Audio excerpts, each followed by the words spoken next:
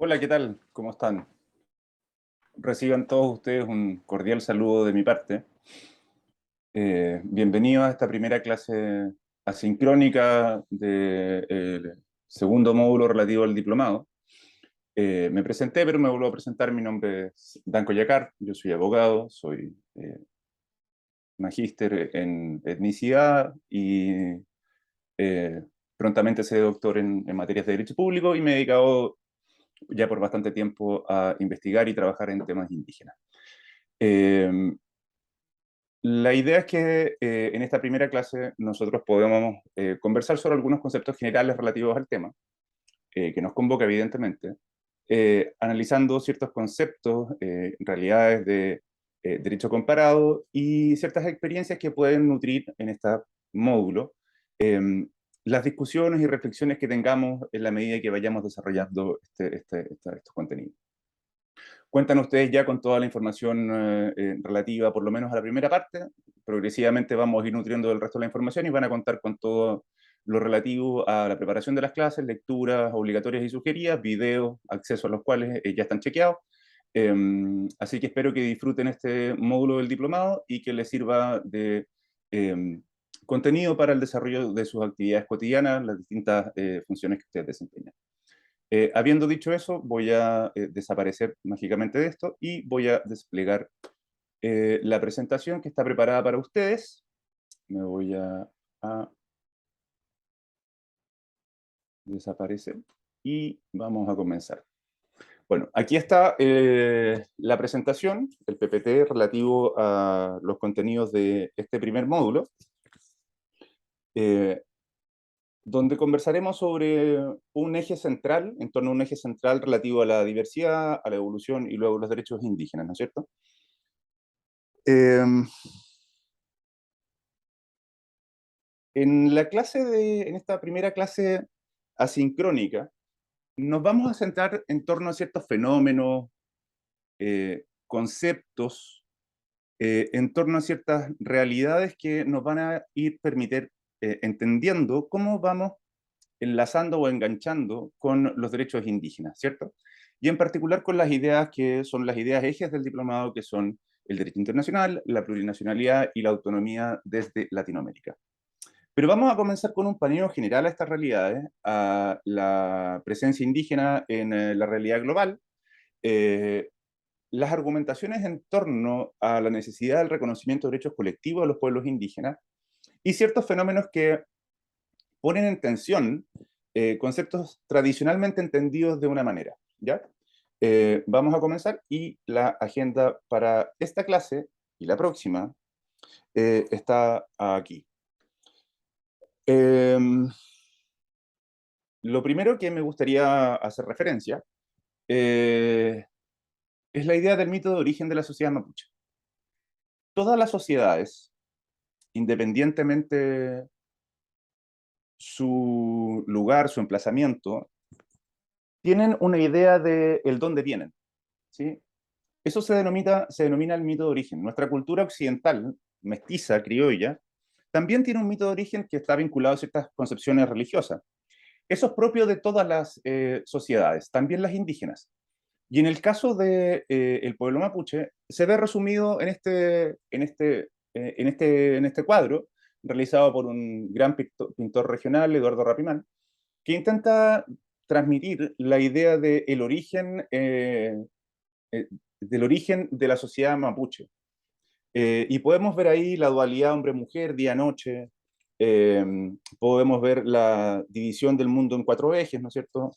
Y si ustedes se van dando cuenta, esto es más o menos parecido en todos los pueblos indígenas de Latinoamérica, donde se encuentra presente estas ideas centrales, ¿no es cierto? Y también evidentemente en el pueblo mapuche, y esto ustedes lo pueden ver reflejado en la forma del cultrún. Ese es el muy buen resumen de la idea del origen indígena. Habiendo dicho eso, partir con algo que parece que fuera raro, eh, pero que en realidad es mucho más común de lo que eh, se señala, y que en las últimas semanas, en los últimos meses ha estado presente con bastante fuerza en nuestra agenda nacional, que dice relación con la diversidad y el reconocimiento de la diversidad. Como statement inicial, es importante hacer presente de que la diversidad es un hecho. La diversidad étnica, cultural, social, se encuentra presente en todas las sociedades del planeta, ¿ya? Eh, la regla general, y de hecho así dan cuenta los recientes estudios de las Naciones Unidas, que es que más del 90% de los estados del mundo son étnica y culturalmente diversos, ¿ya? La homogeneidad cultural, idiomática, cultural, es la excepción. Y de hecho nosotros podemos identificar países que son homogéneos culturalmente, étnica y culturalmente, pero son principalmente países muy pequeños. A ver, para poner un ejemplo y contextualizarlo. Islandia es un país eminentemente homogéneo, pero no completamente homogéneo. Corea es un país homogéneo. Israel sí se excluye a la población palestina que conforma parte de otro estado por lo demás. Es un país homogéneo. Albania es un país homogéneo. Si uno empieza a ver, Taiwán es un país homogéneo. Si uno empieza a ver o empieza a analizar cuáles son las características de estos países y por qué se da esta homogeneidad cultural, nos vamos a encontrar que en todos los países que yo mencioné tienen ciertas cualidades o características que los hacen especiales, particulares. De partida la insularidad, ¿sí? La lejanía de los polos más desarrollados, ¿no es cierto?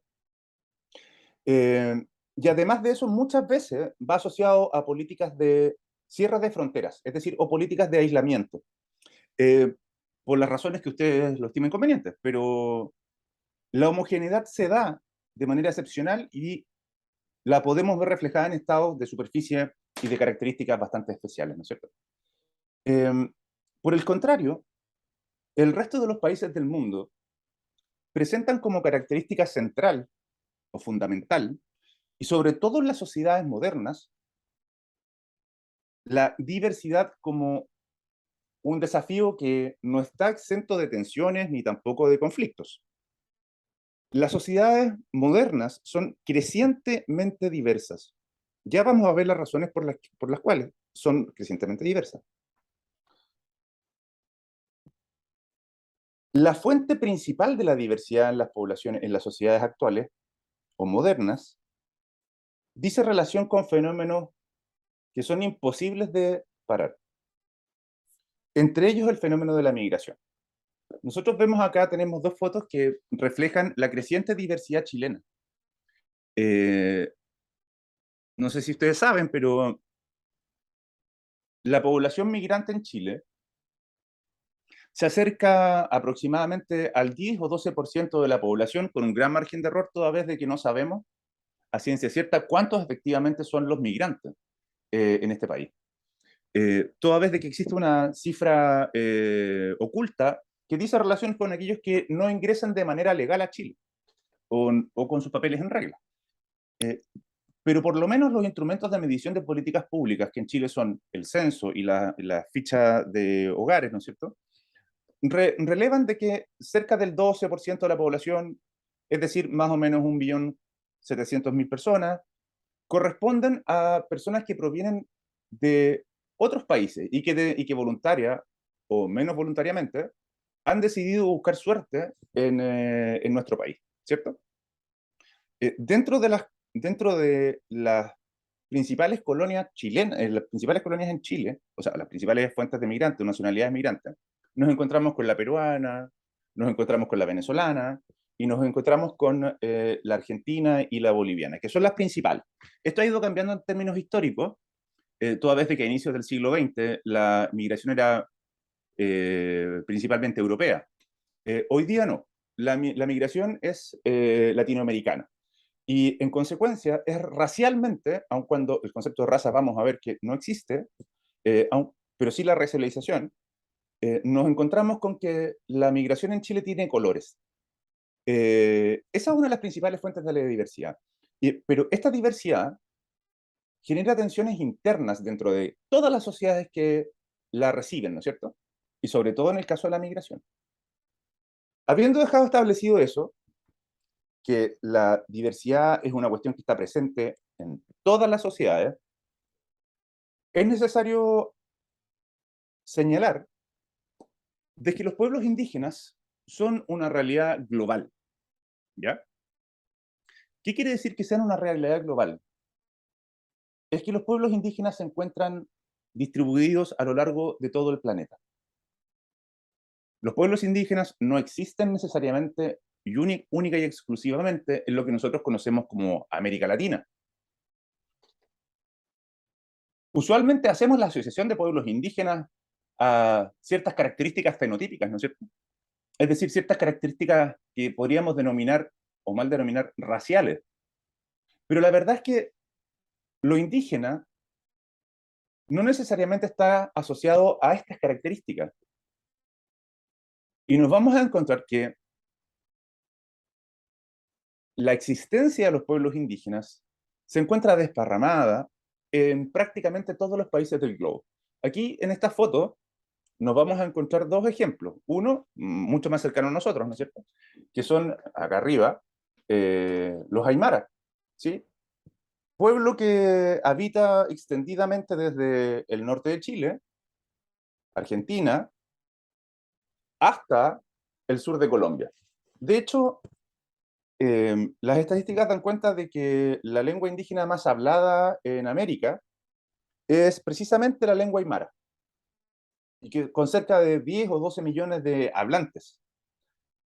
Hago la comparación inmediata. El mapudungún se estima que tanto en Chile como en Argentina, el número de hablantes en promedio son cercanos a los 250.000. Aquí estamos hablando que no solo lo quintuplica, sino que exponencialmente superior el número de hablantes, ¿cierto? Si nosotros vemos la segunda foto, nos vamos a encontrar con que esa foto da cuenta de la presencia y la existencia de un pueblo indígena. Lo probable es que para muchos de ustedes, y eso no tiene nada de malo, para muchos de ustedes, cuando vean esta foto, no les va a calzar con la idea de que tenemos asociado respecto de lo indígena. Porque, les reitero, nosotros racializamos las relaciones, ¿cierto? Pero ellos forman parte de un pueblo indígena, que es el pueblo indígena Sami. Pueblo cuyo territorio comprende, para ponerlo en términos simples, todo lo que vendría siendo desde Rusia hasta Noruega, la península escandinava, el norte de la península escandinava. Es decir, más o menos el territorio donde viviría el viejito Pascuero. De hecho, hay quienes sostienen que Papá Noel es Sami. Pero más allá de eso, las características del pueblo Sami es que tienen una participación importante en la incidencia de las políticas públicas de los estados en los cuales forman parte, ¿cierto? Y no se responden a nuestra concepción tradicional de los indígenas, ¿ya? Eh, Aquí tenemos otra foto que corresponde a la foto de nuestra izquierda corresponde a un movimiento que trasciende las fronteras de los países anglosajones de América, es decir, que está presente tanto en Estados Unidos como en Canadá, y que se conforman o que se agrupan a través de una superestructura, una organización que están Estados Unidos y Canadá, que son las primeras naciones o los First Nations. De ahí viene la idea de la nación indígena, ¿no es cierto? Y esta foto es una foto que corresponde a un movimiento que se dio con mucha fuerza a principios de la década del 2010 y que cruzó ambas fronteras, y que es un movimiento que se llama Idle No More, donde comienza con caminatas por parte de dirigentes indígenas hacia las respectivas capitales de Estados Unidos y Canadá, y donde el argumento era la defensa, la reivindicación de las tierras y territorios indígenas, que se veían en aquel minuto presionados por inversiones forestales y extractivistas, ¿no? De la industria extractiva. Es decir, lo que escuchamos acá está en sintonía con lo que está pasando en todas partes del mundo.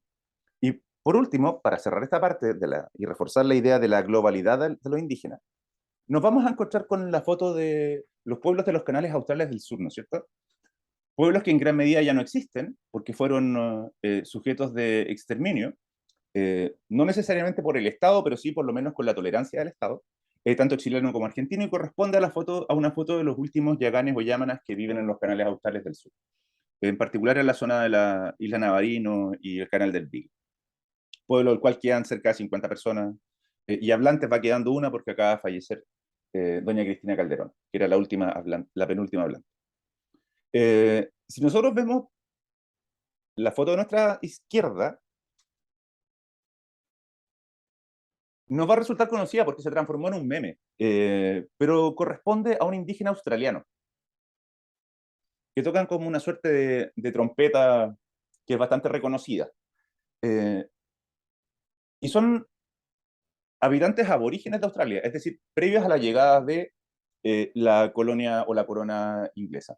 Y finalmente, para cerrar este periplo de fotografía, de esta primera parte por lo menos, nos vamos a encontrar con una foto de unos sujetos que son bastante conocidos, y sobre todo por ese rito que se llama el haka, y que forma parte de la tradición, de la idiosincrasia de un país al cual hemos querido hace bastante rato parecernos, que es Nueva Zelanda.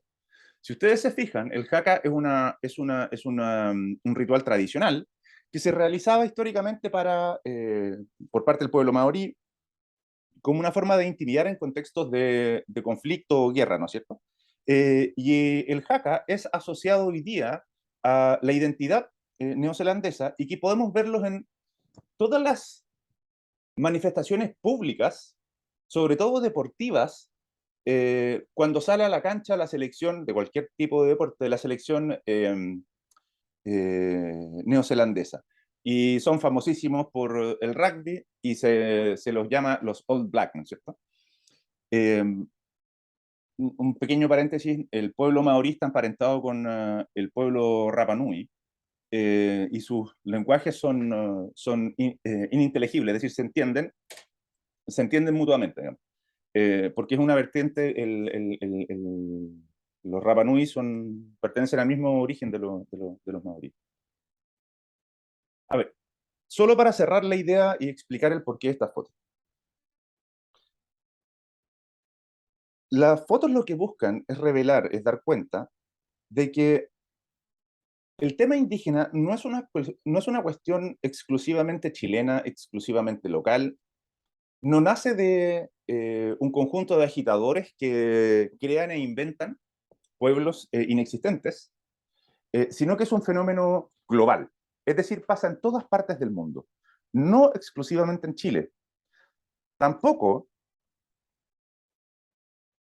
la presencia mapuche es un invento de la ley indígena, ¿sí? Los mapuches ha estado presente siempre. Que no lo hayamos querido ver o decodificar en la lógica que se decodifica hoy día, ese es otro asunto, pero no responde a ningún interés político ni partidario, ¿ya? Entonces es un hecho y es un hecho global, independientemente de cómo los estados se relacionen con los pueblos indígenas o con la diversidad en general. Esta, más allá de si la negamos, va a existir de igual modo, ¿ya? Entonces vamos a la segunda parte. Muy enganchado con lo anterior, se da cuenta que, o podemos decir, que el reconocimiento a derechos a estos grupos indígenas, pueblos indígenas, no es ninguna cosa reciente. Les vuelvo a insistir, este no es el invento de un sector político, este no es el invento de uno que otro antropólogo, no es el invento de un par de sociólogos, no.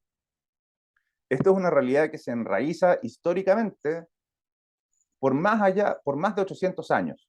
Algo de esto vamos a ver cuando veamos en nuestra clase presencial las materias relativas a la legislación de indígenas, ¿no es cierto? Y nos vamos a encontrar con que el reconocimiento de derechos específicos o especiales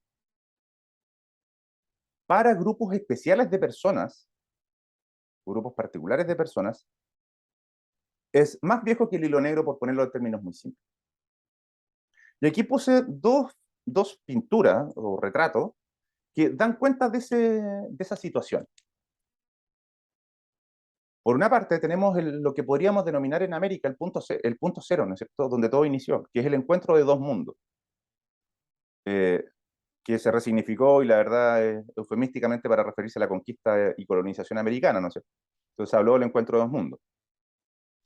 Y inmediatamente abajo nos encontramos con el retrato de quién fuera el primer defensor de los derechos de los pueblos indígenas eh, inmediatamente posterior al descubrimiento de América. Y esa persona es Fray Bartolomé de las Casas. Para ir haciendo coherente el relato, cuando la corona castellana llega a las Indias Occidentales, recuerden cuál es la historia, no solo desembarca con sus jinetes, sus caballos, ¿cierto? Y con todos los pertrechos y con toda la emoción que para ellos significaba haber llegado a un camino más corto antes que los portugueses a las Indias para obtener las especies que iban a llevar a Europa, no solo bajan de sus barcos con todos estos pertrechos, sino que además de eso, bajan de sus barcos con su derecho. Y si hay algo que caracteriza al derecho medieval o que caracteriza históricamente al derecho hispano, hispano porque no estoy hablando de España, que no existía como entidad política unitaria, es precisamente el reconocimiento de legislaciones particulares para ciertos grupos de personas, que se denominan los fueros. Eso es propio del derecho hispano y dice relación con la propia historia de la conformación de España, el reconocimiento de ciertos derechos para efectos de generar el repoblamiento de la península ibérica luego de la invasión musulmana. Esa tradición foral española o hispana continúa hasta el día de hoy,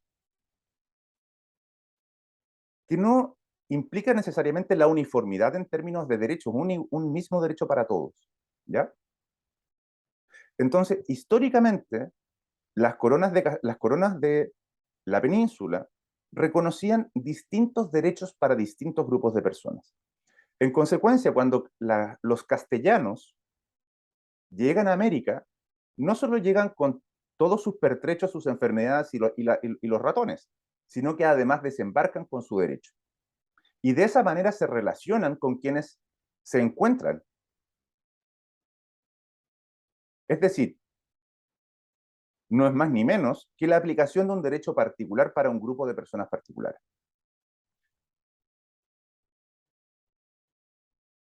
La conquista, no me voy a referir mucho a esto porque lo vamos a ver en detalle ya, lo vamos a ver en detalle de las próximas clases. La conquista castellana de América se realiza mediante no exclusivamente una estrategia de corte militar, sino más bien una estrategia de corte político y jurídica. Estrategia que reconocía la existencia de ciertos derechos específicos para los pueblos indígenas, que se sujetaban a un paraguas que se denominó por muchos años, y todavía existe en términos referenciales históricos, el derecho indiano, que era aquel derecho castellano aplicado a las Indias, donde uno de los componentes de este derecho indiano estaba determinado por el derecho indígena, que era el reconocimiento a las costumbres y formas tradicionales de resolución de conflictos propia de los pueblos indígenas. Siempre y cuando, evidentemente, recordarán que Castilla era una monarquía católica, no se opusieran a la moral, a las buenas costumbres y el orden público. Aquí tenemos dos retratos de sujetos que son relevantes para la historia del Chile colonial. Pedro Valdivia, el conquistador de Chile, y por el otro lado, el abuelo de la patria, Ambrosio O'Higgins. La República que comienza en 1818,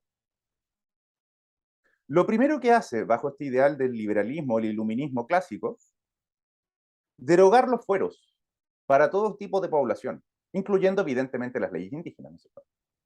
Leyes que se dictan muy tempranamente, por lo demás, por parte de la corona española, producto de el pudor católico de la iglesia que formaba parte de la monarquía. Pero la república, bajo la lógica del iluminismo y de del principio de la igualdad, entendida como se entendía la igualdad en aquellos años,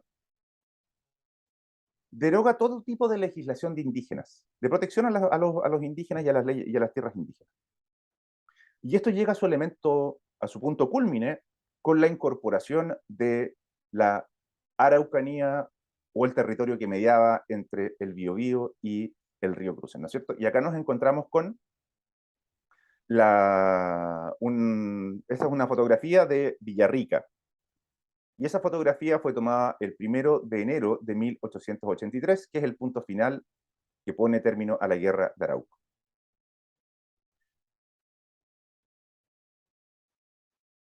Así como hemos señalado que el derecho indígena no es una cuestión nueva, no solo termina con la legislación relativa a pueblos indígenas durante el siglo XIX, toda vez de que, a pesar de este ideal republicano que plantea la igualdad, se mantienen legislaciones indígenas particulares. Ya lo vamos a ver en detalle la próxima semana, o este día jueves, que lo que buscan es proteger exclusivamente ciertas dimensiones propias de los pueblos indígenas, en particular una en especial, las tierras indígenas, que siempre han estado sujetas a protección legal, más allá de las vulneraciones y las pérdidas territoriales.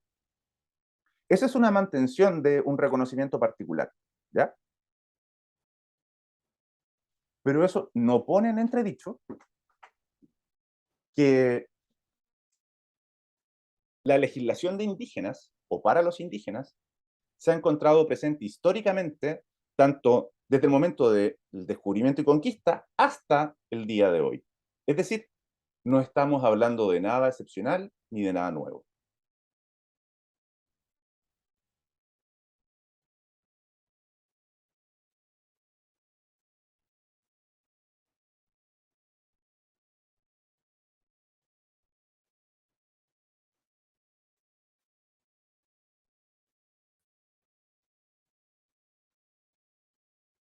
Pone como tercer punto o tercer eje de esta primera parte, simplemente hacer la mención a que la movilización, que los pueblos indígenas han sido sujetos históricos de movilización.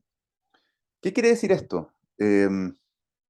Hoy día parecería extraño, parecería raro eh, entender o decodificar la lógica de la movilización de los pueblos indígenas, ¿cierto?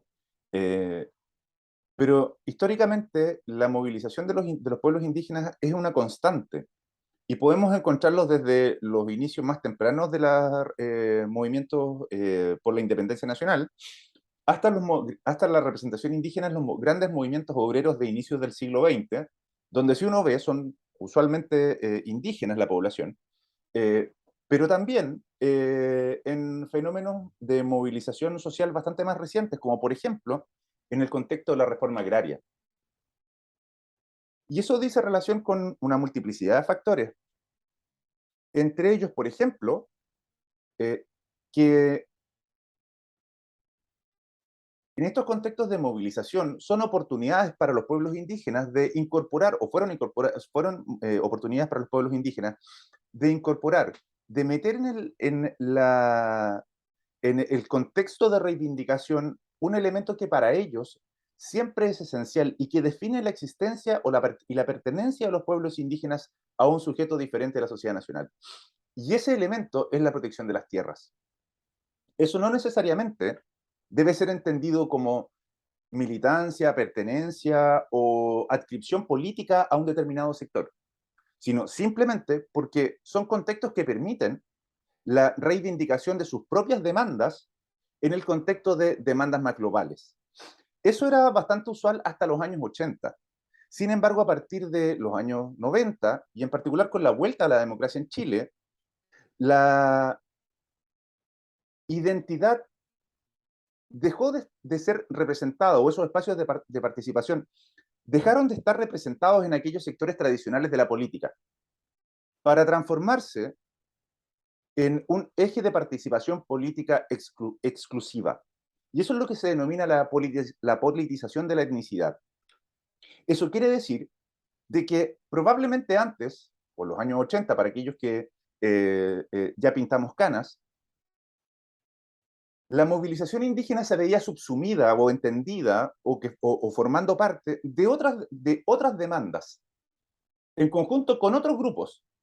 Por ejemplo, las demandas de reforma agraria. Por ejemplo, la lucha contra la dictadura militar. Por ejemplo, las demandas por reivindicaciones de derechos obreros. Pero a partir de los años 90, cuando los partidos tradicionales dejan de representar estos nichos de participación específicos, lo indígena se transforma en un elemento, en un factor de decisión política. Entonces, al separarse la representación tradicional, lo indígena queda no al desnudo, pero sí al descubierto. Es decir, lo indígena se transforma en un elemento, en una carta de presentación en materia política.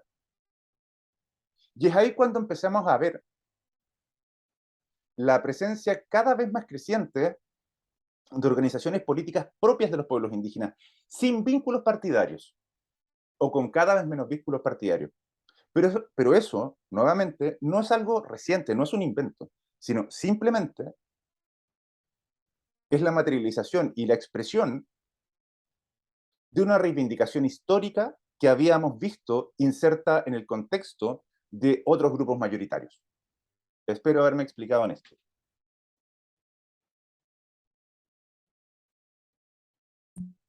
Ahí podemos ver algunas fotografías.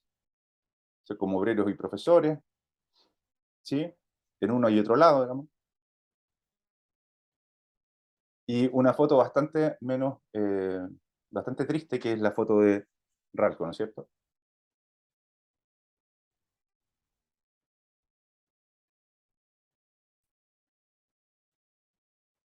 Bueno, para continuar quisiera comentar algunos datos de contexto en Chile. Ya hemos hecho un análisis general de estos tres grandes aspectos. Primero, la globalidad de la diversidad. Segundo, la historicidad de las demandas indígenas. Y tercero, la continuidad histórica en las reivindicaciones de los pueblos indígenas, ¿no es cierto? Ahora, la idea es que progresivamente vayamos metiéndonos en nuestra realidad nacional. Y para eso es necesario tener presente algunos elementos que son relevantes, que nos hacen un poco diferente al resto de Latinoamérica. Lo primero es tener presente de que la población indígena en Chile, si bien es creciente, y ya hay múltiples fenómenos que pueden explicar eso, es una población, es un número de población relativamente baja en comparación a los pueblos indígenas del resto de Latinoamérica.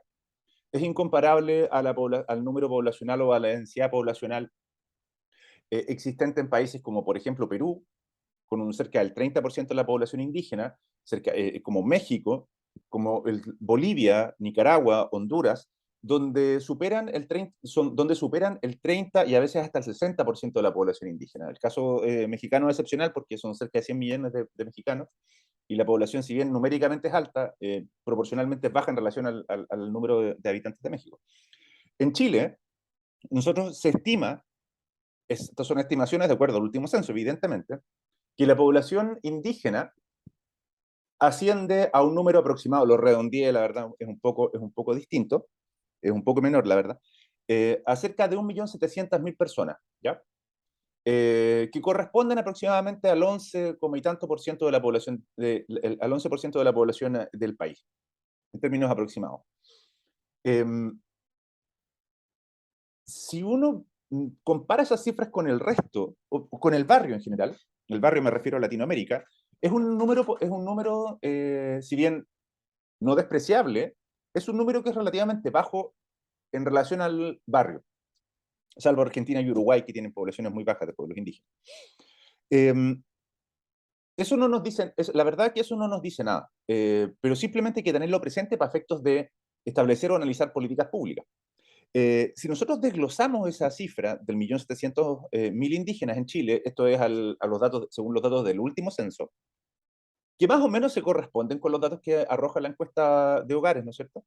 Eh, si nosotros las desglosamos, vamos a ver que la población indígena en Chile es eminentemente rural, perdón, urbana, es eminentemente urbana, y en particular se concentra en un núcleo urbano, y ese núcleo urbano es Santiago, donde se encuentra la mayoría de la población indígena del país. Si pudiésemos caracterizar el perfil de la población indígena, nos va a decir también que pertenece casi en un 98% a un solo pueblo, el pueblo mapuche. Y que si uno lo desglosa territorialmente, la población indígena se concentra en la región de la Araucanía, en términos proporcionales, y en la región de Arica y Parinacota, que es la región correspondiente a Arica, ¿no es cierto? Eh, son estas las regiones que tienen mayor proporción de población indígena, proporción, no número, proporción. Eh, y la ciudad que más indígenas tienen es Arica, no es Temuco. En el caso de la región de la Araucanía, región de la cual yo les estoy impartiendo esta clase, nos, las cifras nos dan cuenta de ciertos hechos que son indiscutibles. En la Araucanía, la población indígena mapuche, principalmente en un 99%, eh, es una minoría, corresponde aproximadamente al 30% de la población. Y se concentra, la población indígena en la región de la Araucanía, se concentra en la zona de Mayeco, en particular en las comunas de Galvarino, Trayén y Ercilla, y en la provincia de Cautín, en la zona de la costa. Y ahí nos encontramos con las comunas que tienen mayor población indígena en la región, que son, por una parte, Ercilla, y por otro lado, la comuna de Puerto Saavedra. Así se distribuye territorialmente la población indígena, tanto en Chile como en la región de la Araucanía. Pero además, si nosotros analizamos más finamente, nos vamos a dar cuenta que la población indígena, si bien las políticas públicas han ido cerrando la brecha, es considerada o es posible considerar, según los propios instrumentos del mismo Estado, para medir los índices e indicadores de pobreza, es la población más pobre entre los pobres. Es decir, es la que tiene peor acceso a la salud, la que tiene peor acceso a la educación, es la que tiene peor acceso a los beneficios del Estado, ¿ya? Que corresponden a todo chileno, por lo demás. Sin embargo, la brecha medida en los últimos 20 años ha tendido a cerrarse, pero se mantiene. Es decir, todavía existe una diferencia entre indígenas y no indígenas. Por ponerles un ejemplo, porque tiene que ver con lo que yo trabajo, en materia educacional, de 100 de 100 jóvenes no indígenas, aproximadamente 60 entran a la universidad, versus 40 en la misma proporción en materia, 40 si uno hace la extracción en términos de pertenencia a un pueblo. Es decir, de los 100, solo 40 entran. Ahora, si uno empieza a mirar hacia atrás, la brecha es muchísimo mayor. Es decir, hay una tendencia a ir acortando esa brecha, pero no eliminándose. ¿Ya? Esa es una primera cosa. Lo segundo, si uno se fija y analiza longitudinalmente los censos sobre la materia, es decir, sobre la cantidad de población indígena, vamos a rápidamente darnos cuenta de que en el año 92 el censo de población arrojó cerca de 600 o cerca de 700.000 personas de origen que se adquirían a un pueblo indígena. Cuestión que se produce un bajón en el año 2002, más o menos, a 400.000, pero en el último censo, el más reciente, el censo abreviado, es de 1.700.000. Y aquí está la interrogante. ¿Cómo se produjo ese aumento o por qué se produjo el aumento? Distintas tesis son las que se plantean acá. Una es, por supuesto, el aumento natural de la población, pero no lo explica totalmente. Una segunda dice relación con un proceso de reetnificación, es decir, de reconstrucción de lo indígena, que va asociado inmediatamente a una valoración de lo indígena, cultural de lo indígena, y a una disminución de los prejuicios y discriminación, lo que hace que ya no sea necesario esconder mi identidad, sino que al contrario, mostrarla. Pero además hay un tercer factor. O sea, los primeros son cambios culturales, pero hay un tercer factor que dice relación con el estímulo de las políticas públicas implementadas por el Estado. ¿Qué quiere decir eso? Es lo que los gringos han denominado como la conmodificación de la etnicidad.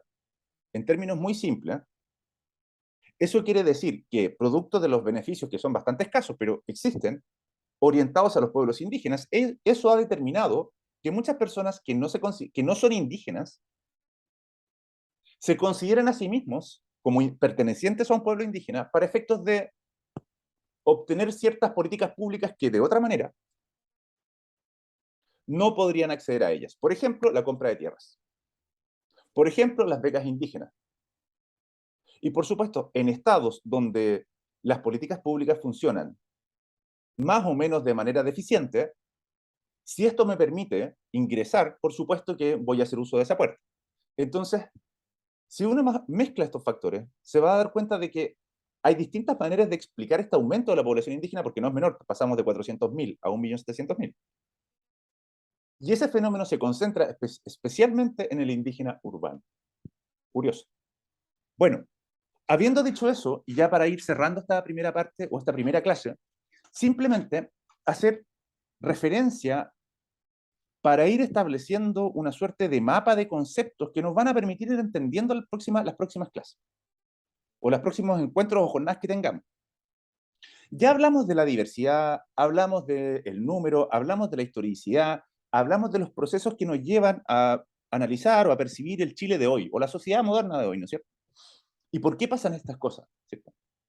Pero es necesario ir estableciendo ciertos conceptos que nos permitan anclarnos en la materia que viene a continuación. O sea, lo primero es establecer la diferencia entre algunos conceptos que se utilizan como verdaderos sinónimos cuando no lo son. Por ejemplo, es usual hablar de etnia, cultura, raza, pueblo, nación y derecho. La verdad es que, o identidad, dicen otros. La verdad es que tienen parentesco, pero no significan lo mismo.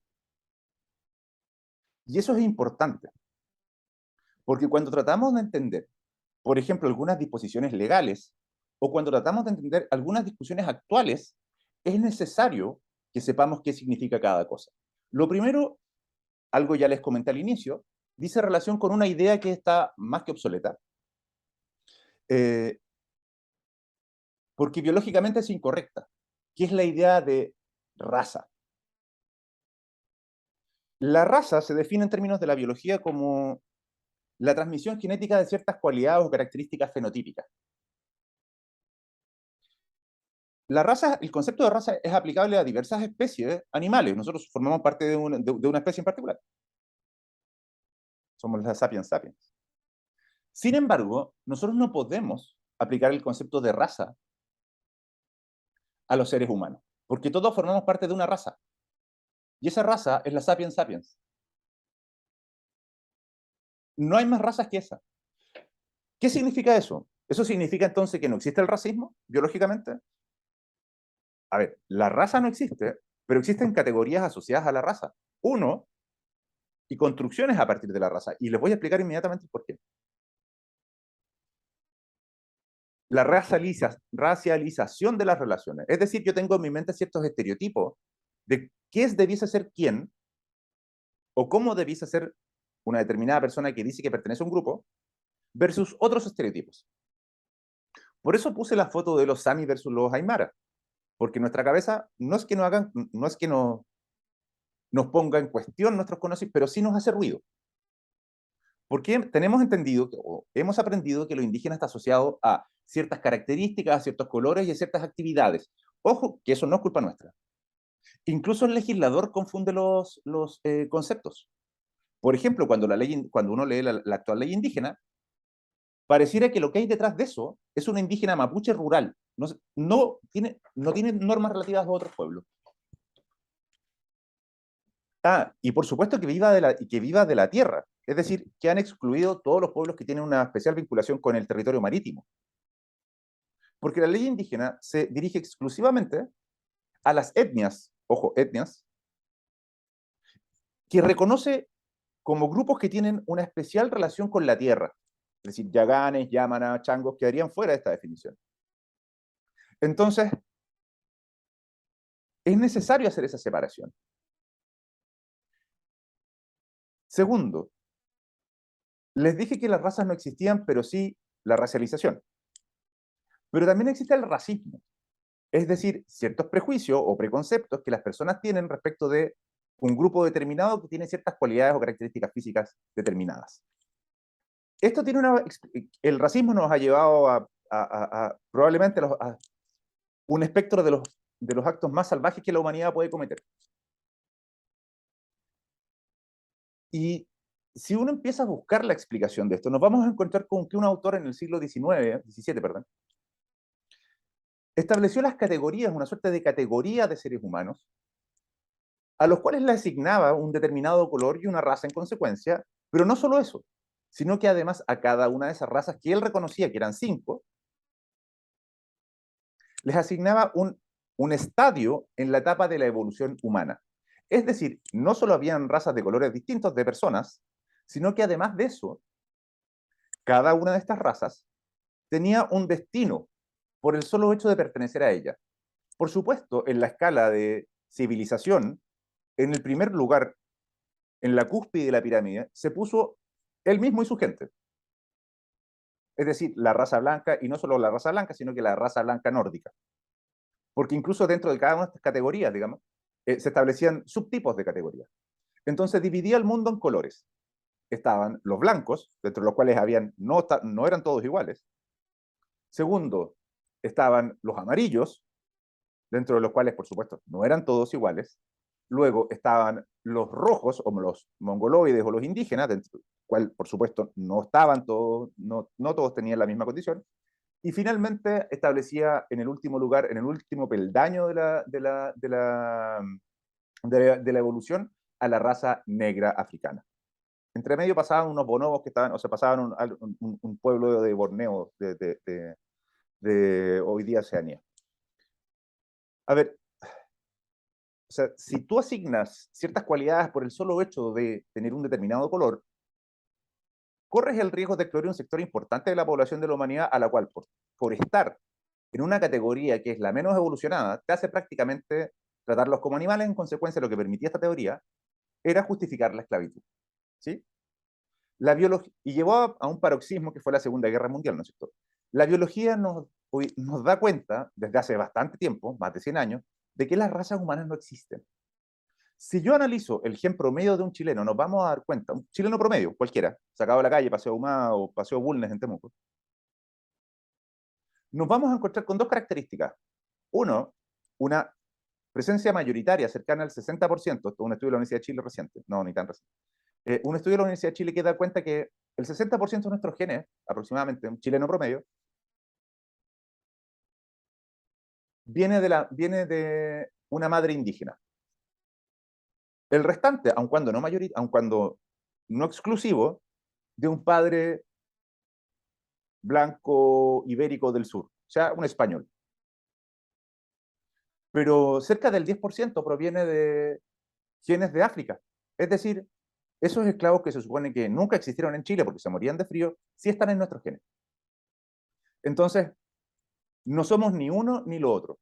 Por supuesto, estamos hablando de promedios. ¿Eh? No estamos hablando de todas las personas, estamos hablando de un promedio. Ese es el chileno medio. ¿Cuál es la explicación?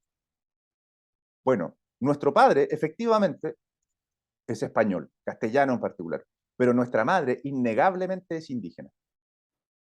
Y eso podemos verlo en todo lo que impregna la cultura chilena. en todo, absolutamente en todo. Lo indígena está presente desde nuestras comidas hasta nuestros rasgos físicos, el color de nuestro pelo, hasta la forma en que hablamos el castellano,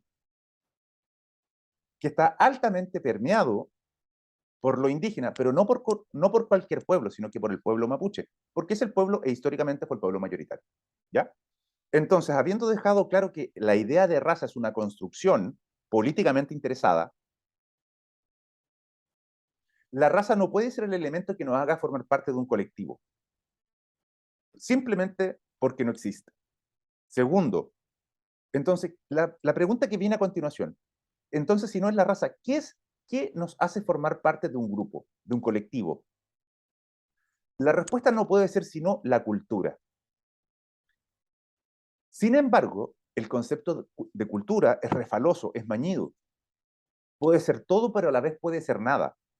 A mí me gusta citar a un autor que se llama Clifford Geertz, que probablemente uno de los estudiosos más grandes sobre este tema, y que define la cultura como una telaraña de significados interconectadas entre sí. Una telaraña de significados interconectadas entre sí. Es decir, se comunican, ¿ya? Y que son entendidos por un grupo de personas en un contexto determinado y en un momento determinado. Ojo, el concepto dice eso, pero tan relevante como lo que dice es lo que no nos dice. Es decir, la cultura no es una cuestión aislada, no es un conjunto de meras cosas, no es un conjunto de meros hechos establecidos. No es un puzzle cuyas piezas están desperdigadas sobre la mesa. Cada uno de los elementos es propio y está interconectado entre sí. Y además de eso, nosotros cuando los interconectamos les damos un sentido, entendemos qué significa. Es decir, ya tenemos un grupo de elementos que están interconectados, porque es una telaraña. Segundo, nosotros entendemos qué significan esos elementos. Y tercero, la cultura es esencialmente dinámica. Nada permanece congelado en un freezer, la cultura tampoco. Así como la cultura indígena, como todas las culturas, es esencialmente mutable, cambiante, que se adapta a los cambios, la chilena también lo es. No podemos pretender que lo indígena se encuentre fosilizado en un pasado, en un origen, sin ningún tipo de comunicación con nada. Y usualmente cuando nosotros vamos a un museo tendemos a percibir la cultura indígena como que algo como que no evolucionó, que tiene que ser así, si no, no nos cuadra con las categorías que tenemos de indígena. Y nos lleva a cuestionamientos como, si es tan indígena, ¿por qué ocupa un celular, por ejemplo? No lo digo en términos peyorativos, este es el lenguaje de la calle, simplemente. Eso es, cuando uno dice eso, es no entender que todas las culturas evolucionan, que las culturas se prestan elementos unas a otras, que terminan desechando algunas cosas que no los representan en cierto modo, y que los representaban en un momento, pero que hoy día ya no corresponden. Siempre pongo este ejemplo a mis estudiantes de Derecho. Hasta el año 89, la sociedad conyugal, el régimen, permitía que el hombre castigara moderadamente a la mujer. Castigar, es decir, podía entre otras cosas, podía maltratarla físicamente, corregirla físicamente, dice el código. Esa norma al día de hoy es impresentable. ¿Y eso por qué? Bueno, porque el derecho simplemente se tiene que adaptar a la realidad, porque el derecho es reflejo de la cultura. Esa norma es simplemente impresentable. No sé si se va entendiendo. Lo mismo pasa con la cultura. La cultura no está fosilizada ni metida en un refrigerador. ¿Ya? Solo para cerrar esta parte, y cerrar con esto la presentación, porque si hay dudas las vamos a ver en la clase presencial, donde vamos a tocar estos dos temas que nos van quedando. Hacer una breve referencia con tres conceptos que se confunden, que se malusan, pero que no significan lo mismo. Uno de ellos es el concepto de etnia. De hecho, la ley indígena habla de etnia. La etnia es un conjunto, es un grupo de personas que comparten una determinada cultura, ¿sí? Es decir, comparten ciertas prácticas, cierta religión, pero etnia no es sinónimo de pueblo, porque el pueblo junto con ese grupo de personas que comparte una determinada cultura debe tener un sentido del presente, del pasado y del futuro, y además un sentido de pertenencia diferenciada, es decir, una conciencia de la etnicidad. Es decir, yo soy parte de este grupo que comparte una cultura, que tengo una historia en común, un territorio en común, más allá de lo que sea real o simbólico, digamos, pero además de eso, una conciencia de pertenecer a un colectivo diferenciado de la sociedad mayoritaria. Entonces, etnia y cultura, si bien están emparentados, no son lo mismo. Les voy a poner un ejemplo. Si nosotros hablamos de los Roma, más conocidos antiguamente como gitanos, ellos pertenecen a una etnia o grupo étnico. ¿Son un colectivo? Efectivamente, son un colectivo. ¿Tienen una cultura? Tienen una cultura. ¿Tienen un idioma? Tienen un idioma. Pero no son un pueblo. Y no son un pueblo porque les falta algo. No tienen el sentido de territorialidad, de hecho son nómades, ¿no? O sea, uno de los pocos ejemplos de nomadismo moderno. Y no son preexistentes, como el caso de los pueblos indígenas. Espero haber sido claro en esto. ¿Qué diferencia hay entre pueblo y nación? La verdad es un grado de intensidad. Es muy difícil establecer la separación o la diferencia tajante entre un pueblo y una nación. Usualmente se define la nación a partir de la definición de pueblo, pero se dice que junto con compartir todos estos elementos propios de un pueblo, la nación es un pueblo mayoritariamente consciente, donde el colectivo y el sentimiento de pertenencia a ese colectivo es mayoritario y exclusivo. Por ejemplo, la reciente encuesta de la CEP nos dice de que hay un porcentaje significativo del pueblo mapuche que se siente mapuche y chileno sin ningún tipo de inconveniente, cerca del 70%. Y se siente orgulloso de pertenecer a ambos mundos. Y eso pasa por lo general con prácticamente todas las culturas indígenas.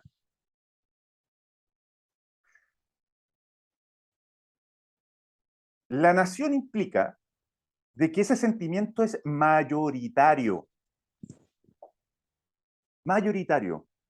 Es decir, la conciencia de la etnicidad es tan fuerte que yo soy principalmente indígena, aun cuando no exclusivamente, porque la identidad puede ser múltiple.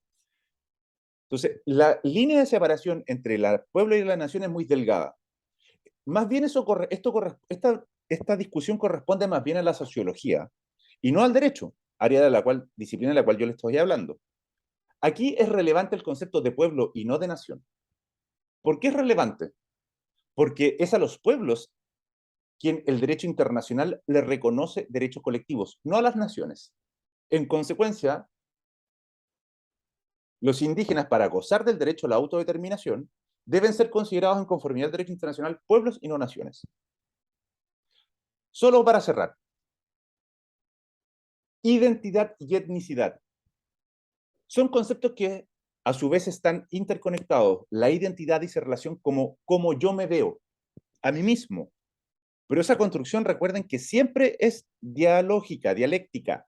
Yo me veo a mí mismo, pero también me veo como me ven los otros. Si gustan, lo conversamos en clase después. Mientras que la etnicidad, la identidad, la etnicidad, es la relación de cómo me ven los otros a mí mismo. Por ejemplo, puede ser que yo me sienta un japonés y que hable japonés, perfecto, y que viva en Japón. Y puedo decir que soy japonés. Podría decirlo eventualmente. No hay problema en eso. Porque la identidad la define uno mismo en relación a los otros. Pero yo efectivamente voy a ser japonés cuando los japoneses me consideren parte de ese grupo. Es decir, me consideren también un japonés. Ojo, identidad, etnicidad, no necesariamente es única. Es decir, yo puedo ser portador de más de una etnicidad, no hay contradicción en eso. Un ejemplo para cerrar, Jambo Seyur, excelente jugador de fútbol, que tenía la característica de ser portador de tres identidades que no estaban en conflicto para nada entre sí. Chileno, representó a la selección chilena en todos y cada uno de los partidos que ganamos en ambas Copas América, pero además de eso, no solo chileno, sino que él se reivindicaba a sí mismo como haitiano. Su padre es haitiano, pero no solo como chileno y haitiano, sino que además era un orgulloso portador de la identidad mapuche. Tanto es así que habla mapudungun. Bueno, no sé si saben, pero Bocellur es de acá de la zona imperial, de un lugar que se llama Entre Ríos o Rayintuleufu. Y participa de la ceremonia, realiza vida comunitaria, y ese sujeto vive en completa armonía consigo mismo. No es problema. Es decir, las identidades no son excluyentes. No se tiene que ser uno o lo otro. Bueno, espero haber sido claro. Ya estamos un poco pasados en el tiempo. Y si hay dudas o consultas, por favor, apúntenlas, que no tengo ningún problema en conversarlas esta semana cuando nos encontremos presencialmente. Les pido que le echen un vistazo a los textos, tal vez no los lean con detención, pero por lo menos sepan de qué se trata, porque en la clase que viene vamos a hablar de dos temas. Uno, hablar de la diversidad, las fuentes de la diversidad y las formas de relación con la diversidad. Y segundo, hacer un paneo muy rápido, muy general, sobre la historia de la evolución del derecho indígena. Así que esperando encontrarnos presencialmente, me despido. Y por supuesto, siempre atento a si hay alguna duda o consulta, que me puede mandar, me la pueden enviar a mi correo o bien las guardan para la clase presencial. Esperando que tengan una grata semana, me despido entonces. Que estén muy bien.